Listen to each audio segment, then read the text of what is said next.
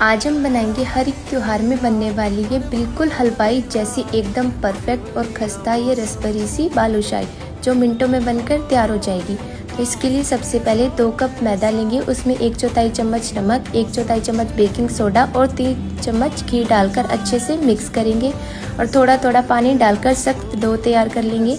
अब इसे 15 से 20 मिनट के लिए ढककर रख देंगे। तब तक चाशनी तैयार करेंगे। उसके लिए 1 कप चीनी और उससे आधा पानी, ऊपर से डालेंगे इलायची के दाने, केसर और फूड कलर डालकर अच्छे से मिलाएंगे। तो हमारी चाशनी तैयार है। अब जो डो तैयार किया था उसके छोटे छोटे पेड़े तोड़कर ऐसी शेप देंगे और इन्हें गर्मा गर्म तेल में लो टू मीडियम फ्लेम पर अच्छे से फ्राई करेंगे गोल्डन ब्राउन होने तक। जब ये अच्छे से गोल्डन ब्राउन हो जाए तब इन्हें चाशनी में डिप करेंगे 4 से 5 मिनट तक और निकाल लेंगे। ऊपर से गार्निश करेंगे ड्राई फ्रूट्स के साथ। तो बस तैयार है हमारे टेस्टी और रसभरी सी बालूशाही। तो आप भी इसे ट्राई जरूर करना। Okay bye.